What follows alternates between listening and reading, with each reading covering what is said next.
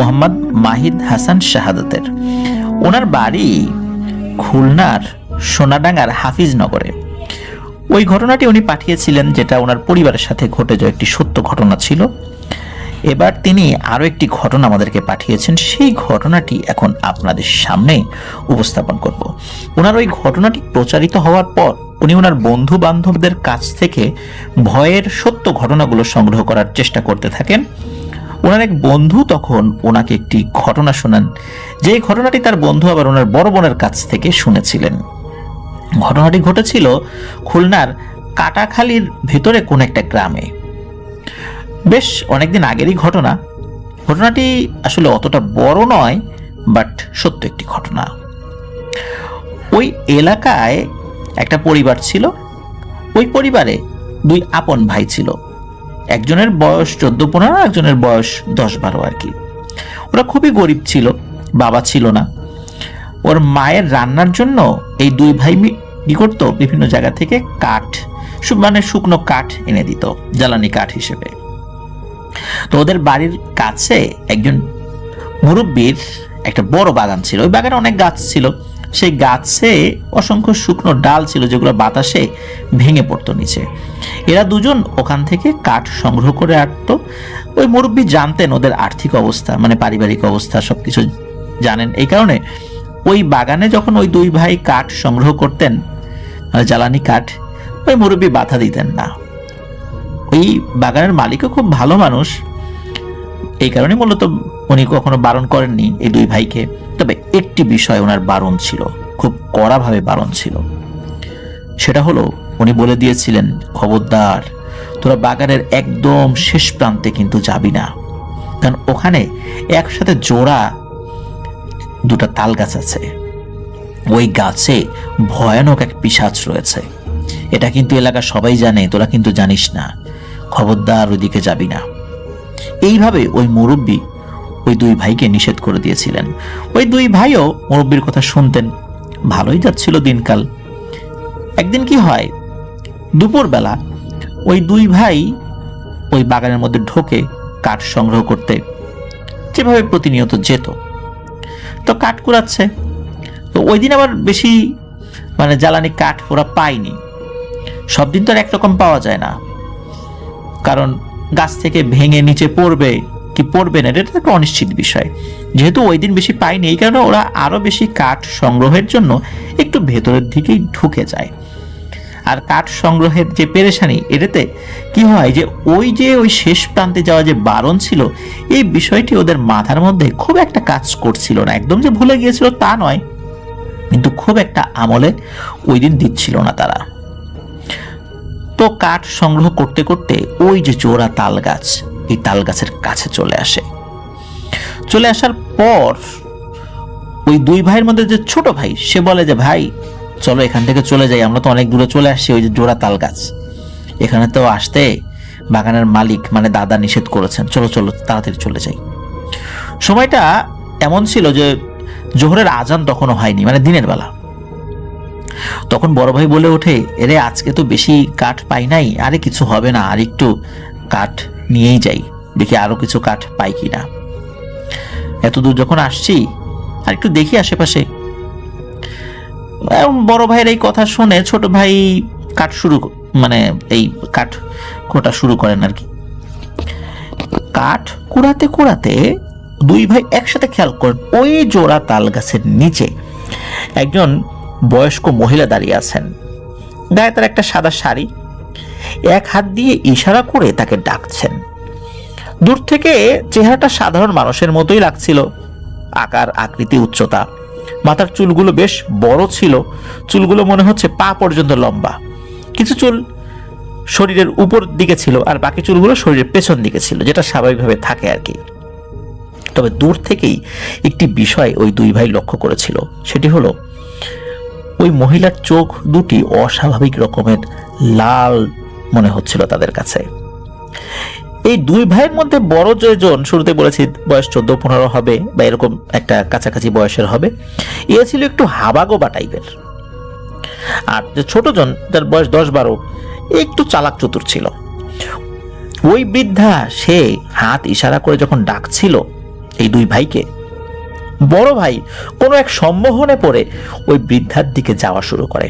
তখন ছোট ভাই বড় ভাইয়ের হাত ধরে টান দিয়ে বলে, ভাই ওদিকে যেও না, বাড়ি চলো আর দৌড় দাও।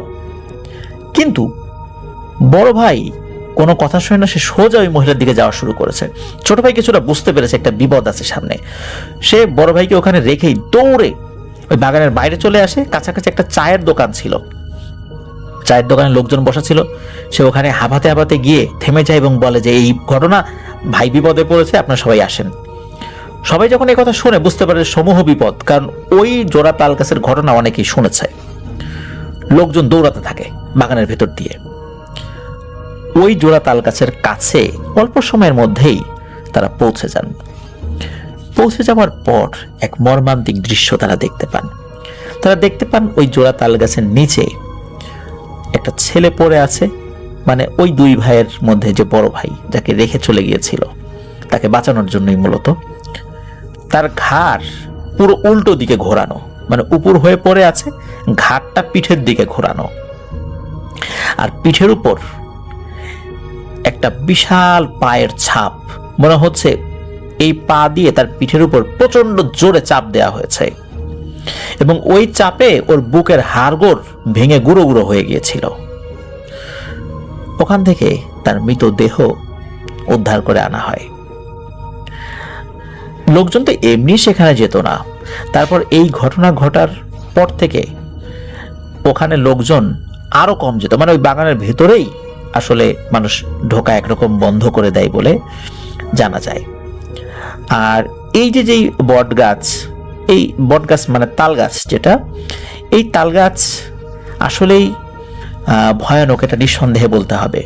এখন প্রশ্ন হতে পারে যে কেন এমনটা হলো। ব্যাপারটা হলো যে এই টাইপের কিছু গাছে যদি সত্যি সত্যি কোনো ধরনের ভয়ানক কিছু থেকে থাকে, ওরা দিনের বেলা হোক বা রাতের বেলা হোক ওখানে মানুষের উপস্থিতি পছন্দ করে না। আর মানুষ যদি জেনে থাকে যে ওখানে সমস্যা রয়েছে, এর পরেও যদি ওইখানে আসে, তখন ওরা আরো ক্ষিপ্ত হয় এবং আক্রমণ করে বসে। প্রশ্ন হতে পারে ওই বাচ্চাটির কি দোষ ছিল? কোনো অপরাধ তো ছিল না, কেন তাকে হত্যা করা হলো? মূলত এই দুষ্টু প্রকৃতির জিনেরা কোনো একটা আতঙ্ক সৃষ্টি করার জন্য কোনো নিরীহ মানুষকে হত্যা করে, যাতে করে অন্য মানুষ ওইখানে আসতে ভয় পায়। প্রিয় লিসেনার্স, ঘটনাটি ছোট, বাট আমার কাছে ভালো লেগেছে। আশা করছি এই ঘটনাটি আপনাদের কাছেও ভালো লেগেছে।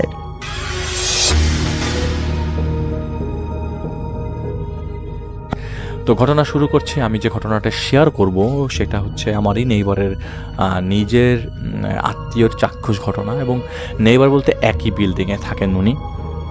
তো যার ঘটনা শেয়ার করব তার নাম আমি বলছি না, তবে সম্পূর্ণ স্টোরি তিনি আমাকে শেয়ার করেছেন, এবং তার নামটা আমি ভাবে শেয়ার করছি না, আপনারা বুঝে যাবেন তার ঘটনাটা।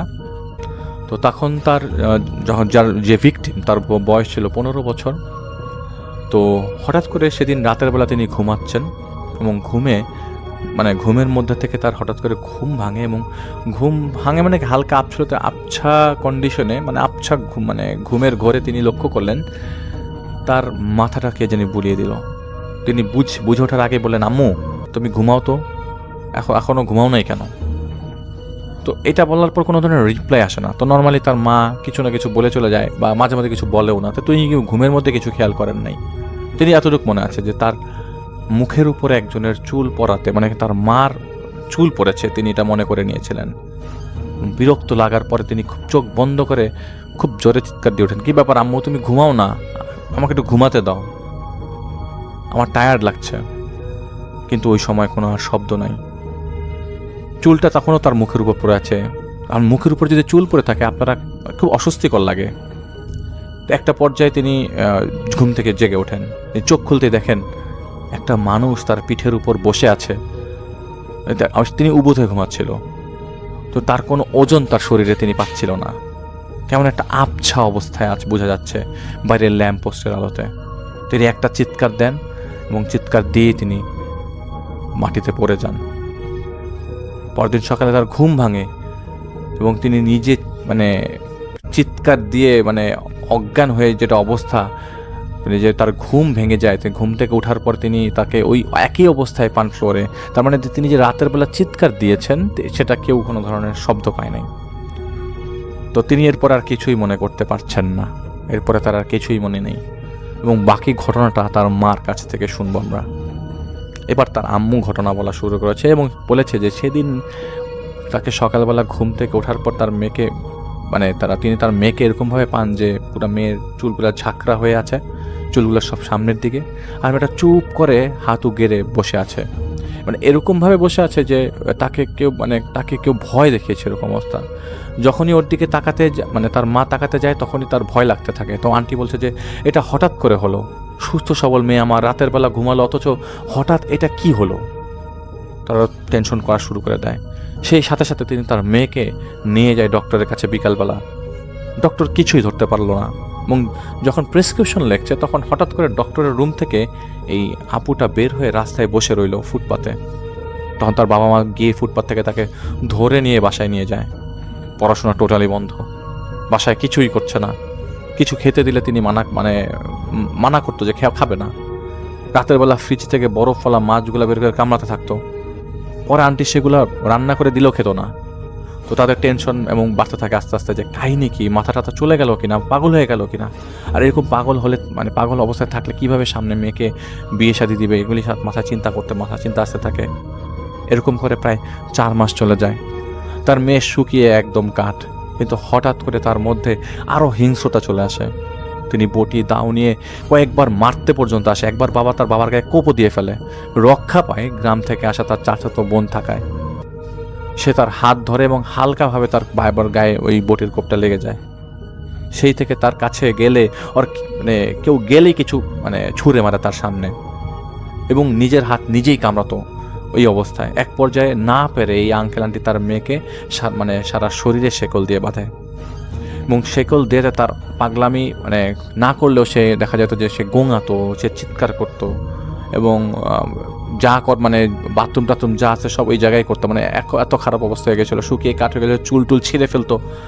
তো 6 মাস পর সন্ধ্যার দিকে তার মা তাকে দুপুরের খাওয়া দিয়ে গেলে ওই অর্ধেক মুরগি সেদ্ধ দিলেই সে খেত, মুরগিগুটে সেদ্ধ দিলেই খেত। তিনি হঠাৎ করে বলে ওঠে এটুকু তার হবে না, তার আরও লাগবে। এই অবস্থায় এই অবস্থায় তার প্রথম কথা। এছাড়া বাথরুমও ওই যে আমি বললাম যে তার এমন অবস্থা ছিল সে ঘরের মধ্যে সব কিছু করতো।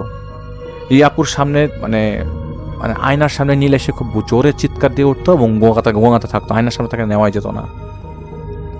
হঠাৎ করে তার মা তার সাথে থাকা শুরু করে দেয়, কারণ তিনি হঠাৎ করে ছটফট করা শুরু করে, রাতের বেলা ছটফট শুরু করে দেয় এবং রাতের বেলা খুব জোরে বলতো যে চিৎকার করে, আমাকে তোরা আটকাতে পারবি না, আমি চলেই যাব। তো এরকম চিৎকার রাত 3-4টার দিকে আসতো এবং তিনি 3-4টার দিকে তার বাবা মা 3-4টা, তার মা তো তার সাথে থাকতোই। এবং কয়েকবার প্রতিবেশীরাও সহ্য করতে কয়েকদিন সহ্য করলেও পরবর্তী সময় সহ্য করতে না পেরে প্রতিবেশীরাও কমপ্লেন করে, কী ব্যাপার আপনাদের বাসায় এরকম চিৎকার চেঁচামেচি। প্রথমে অনেকে চিন্তা করে যে ওনাদের বাসায় কোনো কাজের মেয়েকে টর্চার করে কিনা, কিন্তু তার মেয়ের যে কন্ডিশন এরকম এটা তো সবাইকে বলতে পারছিল না। তো তাদের বরাবর সামনাসামনি বিল্ডিংয়ে এক আন্টি থাকতো, সেই আন্টির সাথে এই আন্টির আবার খুব ভালো সম্পর্ক, এই আপুর মার। তো এই আন্টি একদিন পর্দা সরে যাওয়াতে ওনার মেয়েকে বেঁধে রাখা অবস্থায় দেখতে পায় এবং সাথে সাথে তিনি আন্টিকে জানায় এই কাহিনী দেখলাম, আমি আসছি আপনার বাসায়, আসলে ঘটনা কি। তিনি ওই বাসায় যায় এবং বলে যে ঘটনাটা হচ্ছে হঠাৎ করে কারণ সারা এরকম শুরু করেছে, কোনো ঠিক ঠিকানা পাচ্ছি না, কি করব। এবং আমাদের মসজিদের ইমামকে দেখালাম, আর ওইটা ওনাদের নিজেদের বাড়ি, তো আশেপাশের ওই এলাকার মসজিদও তার পরিচিত। তো মসজিদের ইমামকে তার বাবা বলেছিল, তো ইমাম কিছু পানি পড়া দিয়েছিল, কোনো কিছু হয় নাই এবং কাউকে জানাতেও পারছিল না বিষয়টা। তো ডক্টর দেখাচ্ছিল কিন্তু কোনো রেজাল্ট আসছিল না। এটা তিনি ওই আন্টিকে জানান। ওই আন্টি, তো সে আন্টি বললো যে আসলে কাহিনিটা তিনি বুঝতে পারছে, তো এক কাজ করেন আপা, আপনি ওনার সাথে কন্ট্যাক্ট করে দেখতে পারেন উনি কিছু করতে পারে কিনা। এটা কিন্তু ব্যাক ইন 2016 সালের কথা। তো যেদিন আন্টিটা বললো যে ওই হুজুরের সাথে যোগাযোগ করতে, তো ওনারা যোগাযোগ করে এবং হুজুর একটা ডেট দেয়। তো হুজুর এই ডেটটা দেয় হচ্ছে যেদিন যোগাযোগ করে তার থেকে 8 থেকে 10 দিন পর। ওই ডেটের মাঝখানে আন্টি একটা স্বপ্ন দেখে ওই হুজুর আসার আগে দিয়ে। ওই হুজুরের সাথে দেখা করে 2-3 দিন পরে একটা স্বপ্ন দেখে। তিনি দেখেন একটা লাশের খাটিয়ার মধ্যে আন্টি শুয়ে আছে আর 4জন বিদঘুটে কালো শরীরের কালো বর্ণের একটা মানে 4জন মানুষ, বিশাল দেহি 4জন মানুষ তার লাশ খাটিয়ে ধরে নিয়ে যাচ্ছে, এবং লাশের খাটিয়ার সামনে দাঁড়িয়ে আছে তার মেয়ে লাশের খাটিয়ারা ধরে নাই। আর সে তার মেয়েটা খুব জোরে জোরে চিৎকার করে তীক্ষ্ণ গলায় বলছে, তোকে জ্যান্ত পুঁতে দিব আর তোর মাথাটা রেখে দিব, দেখবো তোকে কে বাঁচায়। এটা স্বপ্নে তিনি পরিষ্কারভাবে দেখতে পান এবং চিৎকার দিয়ে ঘুম ভেঙে যায়। ঘুম ভাঙার পর যখন ঘোর কাটে তখন তিনি আঙ্কেলকে বিষয়টা বলে। আঙ্কেলও বুঝতে পারছিল ঘটনা খারাপের দিকে যাচ্ছে। ওনার একটাই মেয়ে, এরকম করতে থাকলে তো ওনারা বাঁচবে না। এবং মেয়েটা সুস্থ সবল ছিল, অথচ 6-7 মাস তার পুরো জীবনটা তছনছ হয়ে গেছে। উনি অফিস করতে পারতো না, অফিসে কাউকে বলতে পারতো না, আত্মীয় স্বজন কাউকে বলতে পারতো না, কেউ বাসায় আসতে পারতো না। মানে একটা বিতিক হিস্ট্রি অবস্থায় তারা চলছিল আর কি। তো যাই হোক, ওই হুজুর আসার 3-4 দিন আগে বাসার মধ্যে হঠাৎ করে রান্নাঘরে বাথরুমে অহেতুক শব্দ পাওয়া যেত। বাথরুমের মধ্যে দেখা যেত অনেকগুলো বাদুর কিচকিচ করছে, বাদুর উঠছে বা ভিতরে কিছু যদি আটকা পড়ে উঠতে থাকে সেরকম শব্দ পাচ্ছে তারা। অথবা রান্নাঘরে একদিন আন্টি যাওয়ার সময় রান্নাঘরে দেখলো যে তারই সদৃশ একজন মানুষ থালা বাসন মাজছে। তিনি আতঙ্কের মধ্যে থাকা হতো, হঠাৎ চিৎকার করে উঠছে, বাথরুমের মধ্যে ঝপঝপ করে কে জানি গোসল করছে।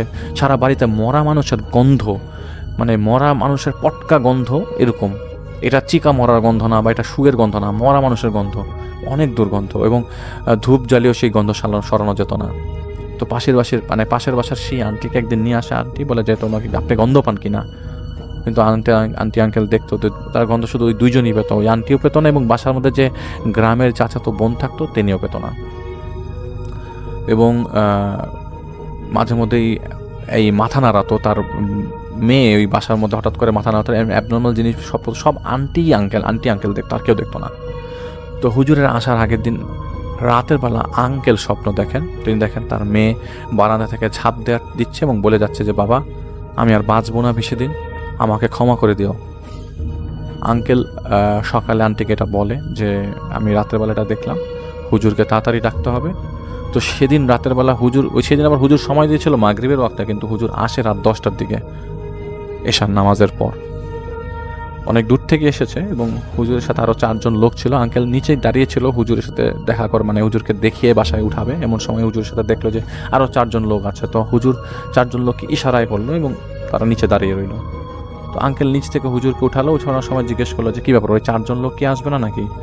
তো হুজুর বলে ওরা বাড়ির চারিপাশে পাহারা দিবে, ওরা চলেন, আপনি বুঝবেন না, চলেন। তো আঙ্কেল ভয় পেয়ে উপরে উঠলো। হুজুর তাদের ড্রয়িং রুমে বসলো, বলে হাত নাড়িয়ে বলতে লাগলো, অনেক শত্রু আপনাদের, অনেক শত্রু, তবে শত্রু এত কিছু করে নাই। আপনি আপনার মেয়েকে দেখলাম, ও শিকল দিয়ে বাঁধা, তাই না? আচ্ছা, আপনাদের গতকাল রাতে ঘুমাতে পারেন নাই আপনারা, ওকে খুব খারাপ একটা কিছু জেঁকে বসেছে। আপনাদের সবাইকে বলছি, এবং আপনারা সবাই হয়তো ধ্বংসের দিকেই যাচ্ছেন। আপনার মেয়েটা কিসে পড়ে বলেন তো? তো বললো যে ক্লাস 9-এ পড়ে, এই স্কুলে পড়ে। বললো না, স্কুলের না, আপনারা একটু বলেন তো ওইটা ও কি অন্য কোথাও পড়তে টড়তে যায় কিনা? তো আন্টি বলে যে হ্যাঁ যায়। তো বলে সেখানে কি ছেলে মেয়ে একসাথে নাকি? আন্টি বলে হ্যাঁ।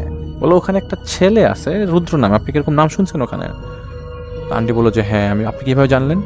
হুজুর বললো আমি জানি, আমি সব জানি। এর মধ্যে পুরা বাসার মধ্যে হুজুর কি জানি পড়ছে আর পানি ছিটাচ্ছে। আর হুজুর বসলো ড্রয়িং রুমে আর বললো ওই ছেলেকে নিয়ে আসেন যেভাবেই পারেন, কালকে আমি সন্ধ্যায় মাগরিবের নামাজের পর আসবো, আপনাদের বাসায় বসবো। আপনার বাসার চারিপাশে 10জন জিন আছে এবং ঘুরছে, ওরা আমার দিকে তাকিয়ে আছে, আমি আপনাদের বুঝাতে পারবো না এবং খুব খারাপ দৃষ্টিতে তাকিয়ে আছে, কন্ডিশনটা ভালো না আপনাদের বাড়ির। তো আমার লোকজন ওরাকে ট্যাকেল দিয়ে রাখছে, তবে আপনারা যে যত তাড়াতাড়ি পারেন তত তাড়াতাড়ি করেন, কিছু টাকা পয়সার বিষয় আছে, না হলে দেরি হলে আপনাদের সবার লাইফ বরবাদ হয়ে যাবে। খুব অল্প টাকার বিনিময়ে তিনি একটা জিনিস বললেন আর কি, চলে গেলেন। তো এই বলে হুজুর চলে যায় এবং হুজুর নিচে নেমে আস্তে আস্তে একা একা হাঁটতে শুরু করে দেয়। বারান্দা থেকে আন্টি স্পষ্ট দেখেন। আর আঙ্কেল বলেছিল 4জন লোক আছে, আঙ্কেলও বারান্দা থেকে দেখলো 4জন লোক, ওনার সাথে আর কেউ গেল না। সেদিন রাতের বেলা পুরা বাসা ঠান্ডা, একদম কাক পক্ষী, কোনো ধরনের শব্দ নয়, একদম পিন ড্রপ সাইলেন্স। তার মেয়ে শুধু বলছে পানি খাবো পানি খাবো পানি খাবো। তার মেয়েকে পানি দেওয়া হলে তার মেয়ে খুব বাজেভাবে জিভ বের করে তাকাচ্ছিল। সেই রাতে ভারী কোনো খাওয়া দাওয়া উনি খেলেন না, মেয়েটা খেলেন না। বোঝা যাচ্ছিল তার বাড়ির চারিপাশে শুধু বাতাস আর বাতাস। এত বাতাস অত গরমে এটা কেউ এক্সপেক্ট করেনি। রাত 3টার দিকে তারা তাদের ড্রয়িং রুমে অনেক চিৎকারের শব্দ পেতে থাকলো, এবং বাঁচাও বাঁচাও টাইপ চিৎকারের শব্দ। আর এদিকে হুজুর বলে গেছিল, বাসায় যদি কোনো সাউন্ড হয় তাহলে চুপ করে তা শুনতে থাকবেন, কোনো ধরনের শব্দ করবেন না এবং উঠে দেখতে যাবেন না কি হচ্ছে। আঙ্কেল শুনছে তার মেয়েও চিৎকার করছে, এদিকে আঙ্কেল ভয়ে প্রেশার হাই হয়ে যায়। কোনো মতে রুমে থেকেই তিনি তার নিজেকে কন্ট্রোল করলেন। আন্টি এদিকে আল্লাহ আল্লাহ করছে, সারা রাত তাদের এভাবেই কাটে। ফজরের আজানে দেওয়ার সাথে সাথে সব বন্ধ হয়ে যায়, তার মেয়ের চিৎকার বন্ধ হয়ে যায়, ড্রয়িং রুমের চিৎকার বন্ধ হয়ে যায়। সারা রাতকে ঘুমাতে পারে না। সকাল হলে একটু ঘুমায়। হুজুর আসে মাগরিবের পর, হুজুর এসে ড্রয়িং রুমে বসে। এবং আমি একটা জিনিস বলে রাখি, ওই আপু যে বাসায় ছিল, তার গ্রাম থেকে যে চাচাতো বোন, উনি কিন্তু কিছুই শুনছিল না। বসার পর সেই ছেলেকে আনা হয়, আনার পর সেই ছেলেকে বলা হয়, তুমি কিভাবে তাবিজ করে সেটা আমরা খবর পেয়েছি, তোমাকে নিলে তোমাকেও তাবিজ করা হবে, তুমি আমাকে বলো যে তুমি কিভাবে করলে। তো প্রথমে ছেলে অস্বীকার করলো, পরবর্তী সময় ছেলে বলে তার দাদিকে দিয়ে তিনি তাবিজটা করেছেন, তার দাদি তাবিজ করতে পারে। তিনি তিন কবরের মাঝখানে একটা তাবিজ গেড়েছে, আর একটা পুটলির মতো গরুর রক্ত দিয়ে এই মেয়েটার চুল আলাদা করে নিয়ে ওদের বাসায় রেখেছে, এবং ওটা দিয়েই তিনি ব্ল্যাক ম্যাজিক তার দাদি করেছে। তো যাই হোক, কারণ মেয়েটার প্রেমের প্রস্তাব ছেলেটা প্রত্যাখ্যান করেছিল, এবং ছেলেটার আপন দাদিকে দিয়ে ছেলেটা এসব করায়। তো দাদির ওই জিন দিয়ে কাজ করিয়েছে। পরে যে মারতে এসেছিল ওই জিনেরই, যে মারতে এসেছিল যে জিন, সেই জিন আবার দাদির জিনের পরিচিত। তো যে জিন মারতে এসেছিল তাকে হুজুর 2 ঘন্টা চেষ্টা করার পর জিনটাকে নিয়ে আসে, এবং মেয়েটা তার সামনে তখন বসা, চোখ বন্ধ করে মেয়েটা কথা বলতে থাকে। এক পর্যায়ে মেয়েটাকে মারার জন্য বেশ কিছু টাকাও দিয়েছে, বেশ কিছু তদবির করার পরে মেয়েটাকে মারতে এসেছে তারা, এবং মেয়েটাকে মারার জন্য প্রায় 20টা খাসি দেবে সম্ভবত, এটা এরকম কিছু একটা ওই জিনটা বলে। এবং ছেলেটাকে পরে আটকে রেখে কথায় এসব বের করে কোথায় জিনিসটা আছে। তো পরে ছেলেটা সাথে করে এটা নিয়ে আসছিল, কারণ ছেলেটা ভয় পেয়ে যায়। তো ছেলেটার সাথে সাথে ওইটা দিয়ে দেয়, এবং দেওয়ার পরে ছেলেটার ওই জিনিসটাকে পুড়িয়ে দিয়ে ওই অ্যাশটা ছাদের উপর রেখে দেওয়া হয়। এবং ছাদের উপর রাখার পরের দিন সকালবেলা ছাদে ওই জিনিসটা আর পাওয়া যায় না। কিন্তু ওই দিন রাতের 10টার দিকে তার মেয়েটা, ওই আঙ্কেলের মেয়ে, একদম অবস্থা খারাপ, চুল মাঝখানে আছে, একটা জায়গায় আছে একটা জায়গায় নাই, এরকম অবস্থা, বলে ওঠে বাবা, ও বাবা। বাবা বলার পরপরই আঙ্কেল বুঝে যায় যে মেয়েটা তখন নর্মালের দিকে যাচ্ছে, কারণ মেয়েটা এই লাস্ট 7 মান্থসে কখনো তার বাবাকে ডাকে নাই, মাকে ডাকে নাই, শুধুমাত্র নিজের রুমে এরকম বাধা অবস্থায় ছিল। তো বললো বাবা আমার কিছুই মনে নাই, এই বলে কান্না করতে থাকে। একটা পর্যায়ে তাকে নর্মাল করে, তার মাথার সম্পূর্ণ চুল চেঁচে দেওয়া হয়, এবং তাকে নর্মাল করতে লাগে 9 মাস 10 মাসের মতো। তো মেয়েটা প্রায় সময় ভয় পেত, কিন্তু এরপর থেকে ওই হুজুরের এই জিনিসটা করার পর থেকে হুজুর ওই জিনকে বলেছিল তুমি কি করবা, তোমাকে কিন্তু ওকে ছাড়তে হবে। তো বেশ হুজুরের পাওয়ারফুল জিনদের মাধ্যমে তাকে রিকোয়েস্ট করার পরে বলেছে ঠিক আছে, আমি আসলে ভুল করেছি, আমার ভুলটা করা হয় না, এটাও কোনো রিজন না, আমি এখানে আসছি, আমাকে এরকম লোভ দেখানো হয়, তো আমাকে কিছু খাসি দিতে হবে। তো ওই খাসিটা হুজুরকে দেওয়ার মাধ্যমে খাসি দেওয়া হয় তাদেরকে, এবং তোমরা যদি খাসি দাও তাহলে আমি ছেড়ে চলে যাব, আমার এই জিনিসটা পুড়িয়ে ছাদের মধ্যে এটার ছাইটা রাখবা। তো যাই হোক, পরে রাখা হয়, এবং 3টা খাসি দেওয়া হয়, 4টা খাসি হয় না, 3টা খাসি দেওয়া হয়। এবং পরবর্তী সময় ওই খাসিগুলোর মাংস আলাদা করে রান্না করে ছাদের উপরে রাখার পরে ওনারা ওকে ছেড়ে দেয়, এবং এটা ওই দিন রাতের বেলায় হয়। এবং তার মেয়ে রাত 10টা থেকে আস্তে আস্তে নর্মাল হতে থাকে, এবং এটুকু ইনশোর করে যায় ঠিক আছে তোমাদের মেয়েকে আমরা ছেড়ে দিচ্ছি, এবং এখানে ওকে কেউ ডিস্টার্ব করতে আসবে না, এবং আমরা কখনো আসবো না, এটা বলে চলে যায়। এবং যে মারতে আসে তাকে খুব ভয় দেখানো হয়, মারাত্মক ভয় দেখানো হয়, মেরে ফেলার ভয় দেখানো হয়, আগুন দিয়ে মেরে ফেলার ভয় দেখানো হয়। যাই হোক, পরবর্তী সময় তাকে ওই মেয়েটা নর্মাল হয় 9 মাস পরে, এবং 2019 সালে তারা সপরিবারে আমেরিকায় পাড়ি জমান। এবং ওই আমেরিকাতে তাদের আত্মীয় আগের থেকেই অ্যাপ্লাই করে রেখেছিল, তার মার বোন। তো পরে তারা ফুল ফ্যামিলি আমেরিকাতে যান 2019 সালে। তো এটা ছিল ঘটনা, এটা শেয়ার করেছেন আমারই একদম নেইবার, যিনি শেয়ার করেছেন তারই ক্লোজ একজনের ঘটনা শেয়ার করলাম আর কি। আশা করছি আপনাদের ভালো লাগবে।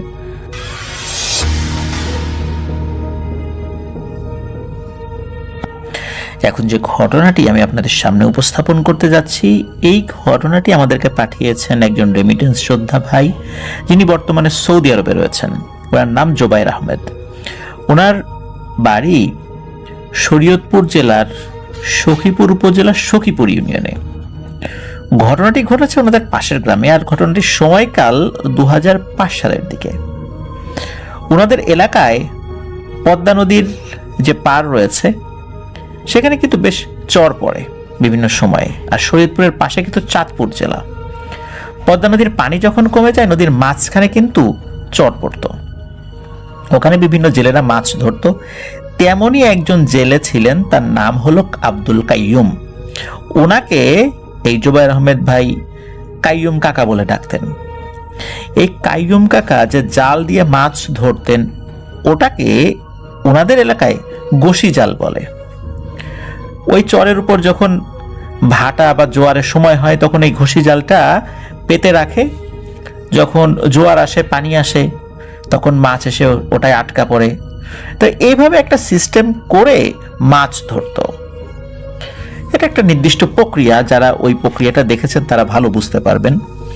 তো উনি কি করতেন, এই কাইয়ুম কাকা ওনার ছেলেকে সাথে নিয়ে রাতের বেলা একটা চরে যেতেন, মানে যেই চরে উনি মাছ ধরতেন আর কি। জাল পেতে রাখতেন, তারপর এই যে জোয়ার ভাটার এই খেলায়, মানে জোয়ার ভাটার খেলায় সেখানে মাছ আটকে যেত। এটাই ওনাদের মাছ ধরার একটা পদ্ধতি। এভাবেই মাছ ধরতেন তারা। সকালে হলে সেই মাছগুলো বাজারে নিয়ে বিক্রি করতেন। তো এক রাত্রে বাপ বেটা নৌকায় শুয়ে আছেন জাল পেতে। মাঝ রাত্রে এই কাইয়ুম কাকা কোনো কিছু শব্দে ওনার ঘুম ভেঙে যায়। ওই নৌকার ছই থেকে মাথাটা একটু বের করে দেখেন 9-10 ফুট লম্বা কিছু একটা ওনার জাল থেকে কিছু একটা খুলে খুলে খাচ্ছে। উনি চিন্তা করেন এত রাত্রে এই চরে কে আসবে, আর যেটা এসেছে এটা স্বাভাবিক কিছু নয়। কোনো শব্দ না করে আস্তে করে আবার উনি ছইয়ের মধ্যে মাথাটা ঢুকিয়ে শুয়ে পড়েন। আর উনি জানতেন যে মাছ ধরতে গেলে রাতের বেলা এই টাইপের ঘটনা ঘটে, কিন্তু এই টাইপের ঘটনা যদি কেউ ঘটতে দেখে সেটার মুখোমুখি হওয়া উচিত নয়। উনি সকালে দেখলেন যে কিছু মাছ নেই, মানে যেরকম মাছ পড়ার কথা ছিল ওই রাত্রে আর তেমন পড়েনি, কিছুটা কম পড়েছে। উনি চিন্তা করলেন যে যাক, কিছু কম পড়লেও যেটা খেয়ে গেছে পুরাটা তো আর খাইনি। উনি মাছগুলো বিক্রি করেছেন। স্বাভাবিকভাবেই উনি মানে বিষয়টা নিয়ে অতটা মাথা ঘামান নাই, কিন্তু উনি ওনার ছেলেকেও বিষয়টা বলেন নাই। তো ওনার ছেলে যে সে তো যেহেতু বাবার সাথে থাকে, আর রাত বিরাতে মাছ ধরতে গেলে কিছু টুকটাক ভয়ের ঘটনা ঘটে, এটা সে লোকমুখে শুনেছে, জাস্ট এতটুকুই তার জ্ঞান, এর থেকে বেশি কিছু নয়। পরের রাত্রে ঘটে আরেকটি ঘটনা। গভীর রাত, বাপ বেটা ঘুমিয়ে আছে নৌকার ভিতরে। হঠাৎ করে কোনো কিছু শব্দে এই কাইয়ুম কাকার ছেলের ঘুম ভেঙে যায়। তো সে কি করেছে, নৌকার ছই থেকে বের হয়ে তাকিয়ে দেখে যেখানে তাদের জাল পাতা আছে সেখানে কিছু একটা জিনিস বসে রয়েছে, মানুষের মতোই কিছু একটা বসে রয়েছে, চাঁদের আলোতে বোঝা যাচ্ছে, এবং কিছু একটা খাচ্ছে। আর এই যে কাইয়ুম কাকার ছেলে সে মনে করেছে হয়তোবা কোনো চোর এসেছে, চোর এসে জাল থেকে মাছ খুলে নিয়ে যাচ্ছে। সে কি করেছে, আস্তে আস্তে জালের কাছে যাচ্ছে। কাছে যাওয়ার পর দূর থেকে সে বলছে, এই কে আপনি, আমাদের জালের এখানে কি করেন, কোথা থেকে আসছেন? তো এই জিনিসটা কোনো উত্তর দেয় না। তো কাইয়ুম কাকার ছেলে সে আরো কাছে গেছে, আবার বলছে, আপনি কে, কোথা থেকে আসছেন, এখানে কি করেন? তারপরও কোনো উত্তর দেয় না। কাইয়ুম কাকার ছেলে আরেকটু কাছে যায়, কাছে গিয়ে ওই লোকটার কাঁধে হাত রেখে একটু ঝাঁকুনি দেয়, দিয়ে বলে, এই আপনি কথা শুনতে পান না, এতবার করে ডাকছি, কে আপনি? তখন ওই জিনিসটি মাথা ঘুরে এই কাইয়ুম কাকার ছেলের দিকে তাকায়। এই মাথা ঘুরিয়ে যখন তাকিয়েছে তখন কাইয়ুম কাকার ছেলে দেখে যে সে তার পিঠটা মানে তার নিজের দিকে, মানে এই কাইয়ুম কাকার ছেলের দিকে, আর পুরো মাথাটা একদম 180 ডিগ্রি অ্যাঙ্গেলে কাইয়ুম কাকার ছেলের দিকে ঘুরিয়ে ফেলেছে, যেটা কোনো মানুষের পক্ষে সম্ভব নয়। শুধু যে এটা করেছে তা নয়, কাইয়ুম কাকার ছেলে দেখে এই লোকটার চেহারার অর্ধেকটা একদম পুড়ে ঝলসে যাওয়া এবং বাকি অর্ধেকটা মানুষের মতো। মুখের মধ্যে বেশ মাঝারি সাইজের একটা মাছ ঢোকানো, মাছের অর্ধেক মুখের মধ্যে এবং লেজ, যেই অংশটা লেজের অংশ, এটা আবার মুখের বাইরে। এটা যখন দেখেছে তখন কাইয়ুম কাকার ছেলে তো বুঝে গেছে যে সে কোন জিনিসের মুখোমুখি হয়েছে। আর এই ছেলেটা চিন্তা করছে যে আচ্ছা, জিন ভূত দেখলে তো মানুষ অজ্ঞান হয়ে যায়, অজ্ঞান হয়ে গেলে তো জিন কিছু বলে না, তো ও এখনো অজ্ঞান হচ্ছে না কেন? ভয়ে, সে তো ভয় পেয়েছে কিন্তু অজ্ঞান হচ্ছে না। আর অজ্ঞান হয়ে গেলে জিন ভূত কোনো ক্ষতি করে না, ছেড়ে চলে, যেটা সে জানতো। সে কি করেছে, অজ্ঞান হওয়ার ভান করে ঠাস করে মাটিতে পড়ে গেছে। সে চুপচাপ শুয়ে আছে চোখ বন্ধ করে। ওই যেই অবয়বটি, ওই অবয়বটি মাছ মুখ থেকে ফেলে দিয়ে ও কি করেছে, এই কাইয়ুম কাকার ছেলের চারদিক দিয়ে হাঁটাহাঁটি শুরু করেছে। কাইয়ুম কাকার ছেলে কিন্তু শুয়ে শুয়ে সে চোখ বন্ধ করে বিষয়টা ফিল করছে। মুখ থেকে যে মাছ ফেলে দিয়েছে, মাছের শব্দও হয়েছে, মাছ পড়ার পরে ছটফট করছে, সেটাও সে বুঝতে পারছিল। তো ওই পিশাচটি বলে ওঠে, তুই যে অজ্ঞান হোস নাই এটা কিন্তু আমি ভালো করেই জানি। তুই অজ্ঞান হওয়ার ভান ধরে শুয়ে আছিস, কি মনে করেছিস আমি কিছু বুঝি না? আমি তো মাছ খাই, কিন্তু সব মাছ কি খাই? কিছু মাছ খাই, আমার খেতে হয় তাই। তোর বাপ তো আমাকে ডিস্টার্ব করে না, তুই আমাকে ডিস্টার্ব করলি কেন? এর শাস্তি তো তাকে পেতে হবে। এই কথা বলেই কাইয়ুম কাকার ছেলের পা ধরে হ্যাঁচকা টানে তাকে নদীর মধ্যে নিয়ে যেতে থাকে। এদিকে কাইয়ুম কাকার ছেলে তো বুঝে ফেলেছে তার আর বাঁচার উপায় নেই। চিৎকার করে তার বাবাকে ডাকাডাকি শুরু করেছে। তার বাবাও ছেলের চিৎকারে উঠে গিয়েছে। নৌকা থেকে মাথা বের করে দেখে এই অবস্থা, লম্বা কোনো একটা কিছু একটা মানুষের মতো অবয়বকে টেনে হিঁচড়ে নিয়ে যাচ্ছে পা ধরে। সে বুঝতে পারে যে এটা তার ছেলে। সে দৌড়াতে থাকে। এদিকে নদীর একদম কাছাকাছি পানির ভিতর নিয়ে যাবে এমত অবস্থায় কাইয়ুম কাকা উচ্চ স্বরে আজান দেয়া শুরু করেছে। তার আজানের শব্দে হঠাৎ করে ওই অবয়বটি অদৃশ্য হয়ে যায়। ওখানে গিয়ে তার ছেলেকে উদ্ধার করে, ছেলেকে নৌকায় নিয়ে আসে। কোনো মতে রাতটা পার করে সকালবেলা ছেলেকে নিয়ে এক হুজুরের কাছে যায়। তো হুজুর বলেন যে এখন আপাতত ঝাড়ফুঁক করে দিচ্ছি, বাট রাতের বেলা ওই জিনটাকে রুকিয়ার মাধ্যমে হাজির করতে হবে। রাতের বেলা কাইয়ুম কাকার বাড়িতে ওই হুজুর আসেন এবং একটা বৃত্ত করে ওই বৃত্তর মাঝখানে ওই ছেলেকে বসিয়ে রুকিয়া শুরু করেন। একটা পর্যায়ে ওই পিশাচটি এসে হাজির হয়। হাজির হবার পর ওই পিশাচ নিজেই বলতে থাকে, আমি কখনো পুরোপুরি মাছ খাই না, যার ওসিলায় মাছ পাচ্ছি তার জন্য পর্যাপ্ত মাছ রেখেই আমি খাই। যদি দেখি মাছ খুব কম পড়ছে তাহলেও আমি মাছ খাই না। এই ছেলে আমাকে ডিস্টার্ব করেছে, আর আমরা মাছ খাওয়ার সময় কেউ যদি ডিস্টার্ব করে খুব ক্ষুব্ধ হই এবং তার ক্ষতি করি। এই ছেলেটাকে মেরেই ফেলতাম, ওর বাবা চলে আসার কারণে আমি ছেড়ে দিয়েছি। আর এই ছেলেটা ডিস্টার্ব করছে, ওকে আমি সহজে ছাড়বো না। আর আমরা যারা মাছ খেকো, আমাদেরকে ডিস্টার্ব করলে আমরা সহজে ছাড়িও না। যাই হোক, হুজুর তাকে অনেক অনুরোধ করেন, ধমক ধমক দেন। একটা পর্যায়ে সে ছেড়ে যেতে রাজি হয় এবং সেই পিশাচ জিনটি বলে যে আমরা যদি কারো ক্ষতি করার জন্য সংকল্প করি, তাকে ছেড়ে যাই না, তবে আমাদেরকে যদি আমাদের চাহিদা মতো কিছু দেয়া হয় তাহলে আমরা চলে যাই। কি দিতে হবে? একটা কালো খাসি দিতে হবে। ঠিক আছে, কাইয়ুম কাকা রাজি হন। তখন ওই পিশাচটি বলে যে আজ রাত্রে ওই চরে গিয়ে কাইয়ুম কাকা একা একা যেন ওই একটা কালো খাসি রেখে আসে এবং রেখে একদম সোজা বাড়ির দিকে চলে আসে, কোনো দিকে না তাকায়। কাইয়ুম কাকা শর্ত মেনে নেন। যথারীতি রাত্রে ওনার বাড়িরই একটা খাসি উনি নৌকায় উঠিয়ে ওই চরের দিকে যান। বেশ অনেক রাত ছিল। চরের মাঝখানে ওই খাসিটি উনি খুঁটি দিয়ে বেঁধে রাখেন, মানে মাটির মধ্যে খুঁটি দিয়ে পুঁতে রাখেন। এরপর উনি ঘুরে আসছেন, হঠাৎ করে পেছন থেকে সেই পিশাচের ভয়ঙ্কর মানে গম্ভীর শব্দ বলে উঠছে যে কাইয়ুম, তোর ছেলেকে এবারের মতো ছেড়ে দিলাম, ভুলেও ওকে নিয়ে এই চরে আর আসবি না, তাহলে কিন্তু ওই ছেলের আর বাঁচাতে পারবি না। ওকে আমি যতবার এখানে দেখব আমার পুরনো কথা মনে পড়বে, সুতরাং ওকে আর আনবি না, এটাই তোর ছেলের বাঁচার একমাত্র পথ। এই কথা শোনার সাথে সাথে কাইয়ুম কাকা ওই ছাগলের একটা ভয়ানক চিৎকার শুনতে পান। এরপরে উনি ওনার নৌকার দিকে দৌড় দিয়েছেন, পেছন দিকে তাকান নাই। ওই ছাগলের সাথে কি হয়েছে না হয়েছে ওই বিষয়টি উনি খেয়াল করেন নাই।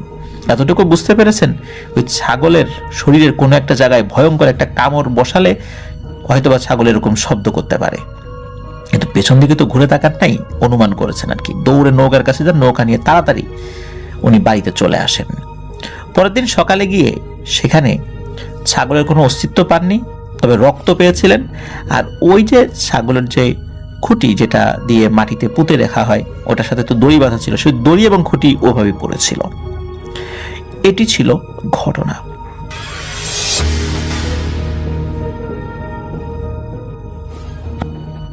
আমার নাম মোহাম্মদ নাহিদ মিয়া। আমার বাসা রংপুর বিভাগে। আমি থাকি আজিতমারি থানায়। সো আজকে যে ঘটনাটি আপনাদের সাথে শেয়ার করতে যাচ্ছি এটি একটি গ্রাম কেন্দ্রিক ঘটনা, গ্রামের ঘটনা। সো আমি আশা করি আজকের ঘটনাটি আপনাদের ভালো লাগবে এবং ভয়ে আপনাদের গায়ে লোমও দাঁড়িয়ে যেতে পারে। তো সরাসরি ঘটনায় চলে যাচ্ছি। এই ঘটনাটি আমার সাথে শেয়ার করে আমার এক আঙ্কেল, তার নাম জব্বার। সো তিনার স্ত্রীর সাথে এই ঘটনাগুলো ঘটে। তিনার একটা নাম আছে রাকিব। সো তিনার এই স্ত্রীর সাথে ঘটে যাওয়া ঘটনাটি আপনাদের সাথে শেয়ার করতে যাচ্ছি। তো তাদের গ্রামটা ছিল খুবই শান্তশিষ্ট এবং নিরিবিলি। সো তারা তাদের সংসার জীবন সুন্দরভাবেই কাটাচ্ছিল। সো হঠাৎ করে একদিন একটা কালো ছায়া নেমে আসে তাদের পরিবারে। সো তখন থেকে তাদের পরিবারে এরকম সমস্যা ঘটতেই থাকে। সো তিনার ঘটনায় সরাসরি চলে যাচ্ছি। তিনার স্ত্রী হঠাৎ করে একদিন বাসার থেকে বাইর হয়েছে দুপুরবেলা বাইর হওয়ার পর তিনার বাপের বাড়ি যাবে, এই জন্য দুপুরবেলা বাইর হয়েছে শনিবারের দিন। তো সেদিন যাচ্ছে, নতুন বিয়ে হয়েছে তাদের। সো তিনি একাই কয়েকদিন আঙ্কেল বলছে যে তুমি আসো, আমি এদিকে আসি। উনি বাসা থেকে বাইর হয়ে একাই আসতেছেন। আসার আগে একটা কাঁচা রাস্তা পার হওয়া লাগে। সেই রাস্তাটা ছিল একদম নিরিবিলি এবং ফাঁকা, শুধু 2টি তাল গাছ ছিল আর একটু দূরে একটা বাড়িও ছিল। সো তিনি ওদিক দিয়ে আসেন, কোনো সমস্যা হয় না। তো সেদিন হঠাৎ করে যাওয়ার সময় এরকম ঘটনা ঘটবে তার সাথে সে কখনোই ভাবতে পারে নাই এবং খুবই তার খারাপ লাগছিল। আর এর খারাপ লাগার কারণ হচ্ছে তিনার সাথে যে ভয়ানক ঘটনা ঘটছে সে ভাবনারও বাইরে। তিনি যখন ওই রাস্তা দিয়ে যাইতেছিল গেছে, যাওয়ার সময় তার সাথে কোনো কিছুই ঘটে নাই।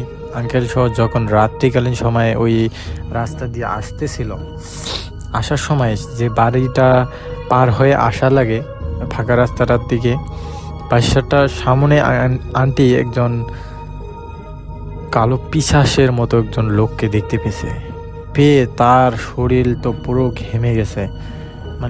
তিনার অবস্থা খুবই খারাপ। তো তিনাকে সাথে সাথে আঙ্কেল বললো যে আচ্ছা কিছু সমস্যা নাই, হয়তো কিছু ভুল দেখছো। আঙ্কেলকে বলতেছে দেখো তো ওটা কে।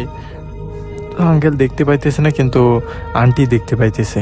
পরবর্তীতে কি করলেন তারা, বললো যে আচ্ছা তুমি ওইদিকে তাকাইও না, আমি দেখতেছি ওখানে কি। সো দেখলো যে কিছুই নাই। সো ভাবলো আঙ্কেল যে হয়তো এখানে কিছু খারাপ কিছুই দেখছে, সো আমি না দেখি নিয়ে চলে যাই। সো একটু দূরে যখন আসলো, জায়গাটা ছেড়ে আসলো, তখন মোটামুটি ভয় পাইছে। পাওয়ার পর যখন এই তাল গাছটা পার হওয়ার সময় দেখতে পেল যে একটা তাল পড়ে আছে, খুবই সুন্দর তাল।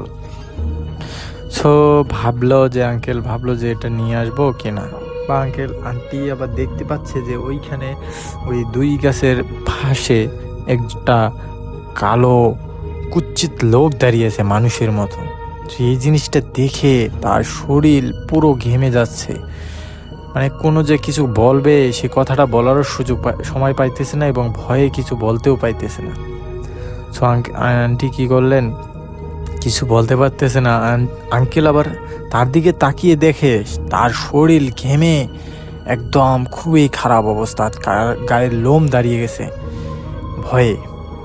সো তিনাকে ও জায়গায় কোনোভাবে ঘাড়ে হাত দিয়ে কোনোভাবে ওইখান থেকে নিয়ে আসার পর বাসায় এসে তার অবস্থা খুবই খারাপ। মানে একটা মানুষ এরকম কতটা ভয় পাইলে এরকম ঘটনা ঘটে, এবং তার ভয়ে কতটা ভয় কাজ করলে, যে শরীরের এরকম ভয় কাজ করলে মানুষের খারাপ লাগে, সেটা ভাবনারও বাইরে। তো তারা কি করলেন, সাথে সাথে কবিরাজকে খবর দিলেন যে এরকম ঘটনা, সো বাসায় আসেন, যে ভয় পাইছে মনে হয়। সো তিনি বাসায় এসে বললেন যে, কবিরাজ বললে যে ইনার তো একটা কালো পিশাচ তার শরীরে আক্রমণ করছে, সো ইনাকে এই কালো পিশাচের থেকে বাঁচাতে হবে। পরবর্তীতে কী করলেন আঙ্কেল বললো যে আচ্ছা কী করা লাগে আপনি করেন, কোনো সমস্যা নেই, কিন্তু এরকম আস্থায় এরকম কখনোই তো ঘটে নাই, আর এরকম ঘটনা ঘটলো কীভাবে আমরা ভাবতেও পারলাম না। তো তিনি বললেন যে, কবিরাজ বললেন এই জায়গাটায় ওই বাসায় যে বাড়িটা পরিত্যক্ত আছে, ওই বাড়িটায় নাকি একজন বৃদ্ধ লোক থাকতেন, এবং ওই লোকটা বাসায় এরকমভাবে মারা গেছিল যে ওই বাসায় আর এর পরবর্তীতে কেউ থাকে নাই। তার যে আত্মীয় স্বজন ছিল তারাও ওই বাসায় থাকতে পারে নাই, কারণ ওই বাসায় হঠাৎ কান্নার আওয়াজ, এরকম অদ্ভুত ধরনের আওয়াজ হইতো আর কি। তো তখন থেকে বাসাটা পরিত্যক্ত আছে, এবং যে বাসা এরকম মানে ওই কান্নার আওয়াজ এবং অদ্ভুত ধরনের ঘটনা ঘটতো আর কি। তো পরবর্তীতে সবাই কি করলেন, ওই বাসার মালিক যারা আত্মীয় স্বজন ছিল তারা ওই বাসাটা ছেড়ে অন্য বাসায় চলে যায়। তখন থেকে ওই বাসাটা পরিত্যক্ত, আর কেউ এই বাসার দিকে যায়ও না, আর দেখতেও যায় না যে ওর ভিতরে কি আছে বা এরকম। এখনও বাসাটা পরিত্যক্ত অবস্থায় আছে, সাপ পোকামাকড় দিয়ে ভরে গেছে বাসাটা। আর যে তাল গাছের কথা বলছিলাম, যে ওই তাল গাছের নিচেই নাকি তাদের মাটি দেওয়া হয়, তাল গাছের পাশে। ওইখানে দুইটা কবরস্থান, সেটা তার দুইটা কবর আছে, তার একটা, তার স্বামীর একটা। সো সেখানেই তাকে মাটি দেওয়া হয়। সো সেখানেই থেকেই এরকম ঘটনাগুলো ঘটে প্রায়। আর তার যে মৃত্যুটা হয়েছিল, তার মৃত্যুটাও কিন্তু স্বাভাবিক মৃত্যু কেন না, সে হঠাৎ করে ভালো মানুষ এসে মানে গলায় কে জানি দড়ি লাগিয়ে মারছে, এরকম একটা অবস্থা। হাতে পায়ে খুবই আঁচড়ের দাগ, একটা অদ্ভুত ধরনের মৃত্যু হয়েছিল তার। সে মৃত্যু হওয়ার 2-3 দিন পরে তারা জানতে পারে যে এখানে কেউ আসে, বা গন্ধ ছুটছিল, তখন আর কি সবাই জানতে পারে। তো পরবর্তীতে মাটি দেওয়ার পরেও আর কি এরকম ঘটনাগুলো ঘটে স্বাভাবিকভাবেই, মানে মানুষের সাথে। তো পরবর্তীতে তারা ভাবলেন যে বিষয়টা নিয়ে কিছু ভাবি বা বসি। প্রায় লোকেই ভাবছিল যে বিষয়টা খুবই খারাপ যাচ্ছে, বা অনেক লোকের সাথে এরকম ঘটনা ঘটে। যাদের সাথে ঘটছিল তারা নিজেদেরই চিকিৎসা করায়, আর কেউ ভাবে নাই যে এটাকে সরানো কিভাবে সম্ভব, বা এরকম একটা ডিসিশন কেউ নিতে পারে নাই। পরবর্তীতে কবিরাজ যখন আসছে বাসায়, আসার পরে বলে যে আচ্ছা আমি একে সরাই দেবো, তো এরকম কিছু করতে হবে কাজ, আপনাদের গ্রামবাসীকে কিছু কাজ করতে হবে, আপনারা এরকম জিনিসের জন্য আপনারা এরকম কিছু দোয়া বা এরকম আয়োজন করেন। তো পরবর্তীতে আমি সেই রাত্রেই এরকম কাজ করে সরাই দেবো, কোনো সমস্যা নাই। সো তিনি এরকম করে বলার পর আন্টিকে সুস্থ করার জন্য কিছু তাবিজ দিয়ে যায়। সে তখন সুস্থ হওয়ার পরে কয়েকদিন পরে কবিরাজ আসার পরে ওই বাসায়, যে বাসাটা পরিত্যক্ত ছিল, সেই বাসাটার বলে যে সবাই, আমি ওখানে দাঁড়িয়ে থাকবো, আপনারা সবাই, আমি পানি পড়া দেবো, আপনারা সবাই বাসাটাকে পরিষ্কার করবেন এবং বাসাটা সুন্দরভাবে পরিষ্কার করে রাখবেন। তো সবাই এ কথা মানার পর বলে যে এই বাসাটাকে পরিষ্কার না করবেন যতদিন, ততদিনই এরকম ঘটনা ঘটতে থাকবে। আর এই বাসায় যখন পরিষ্কার হবে, থাকার পর এই বাসায় কেউ থাকতে পারবে না, কোনো কালো পিশাচও থাকতে পারবে না, কারণ পরিত্যক্ত পরিচ্ছন্ন জায়গায় এরা থাকতে পারে না। যখনই কোনো ময়লা জায়গা হয় তখনই তারা থাকে আর কি, এরকম করে বলে। যখনই এরকম করে পরিষ্কার করলো, তার পরবর্তীতে ওই বাসায় তাও কেউ থাকে নাই, বাট বাসাটাকে প্রায় পরিষ্কার করা হতো। পরবর্তীতে ওই বাসাটাকে ওখানে ভেঙে জমিতে পরিণত করা হয়, এখন আবাদ করে ওইখানে। পরবর্তীতে কয়েকদিন পর আবার কেউ একটা বাড়ি করে ওইখানে, সে জানতো না। পরে আর ওই বাসায় কোনো সমস্যা হয় নাই, কিন্তু ওই সাইটে যে রুমটা ছিল ওই রুমটা কিন্তু কেউ ভাঙে নাই, এখনও রুমটা আছে। যদি আপনারা চান আমি ওই রুমের পিকটা আপনাদেরকে দিতে পারবো। সো যদি ভালো লাগে অবশ্যই জানাবেন এই ঘটনাটা।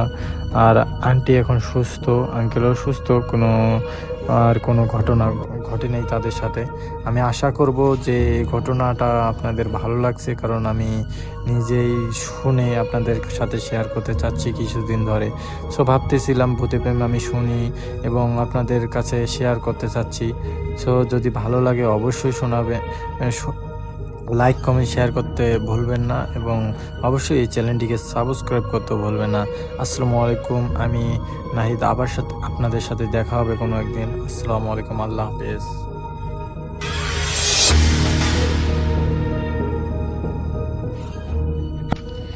হাই, আমি সুমাইয়া। আমি ইংলিশে অনার্স করছি সেন্ট্রাল ওমেন্স থেকে। তো আমার যে আপনি এখানে ঘটনাটা, কিভাবে আসলেন এটাকে সবাইকে বলেন, যে মানে Okay. কিভাবে আসলেন, কিভাবে আজকে এখানে?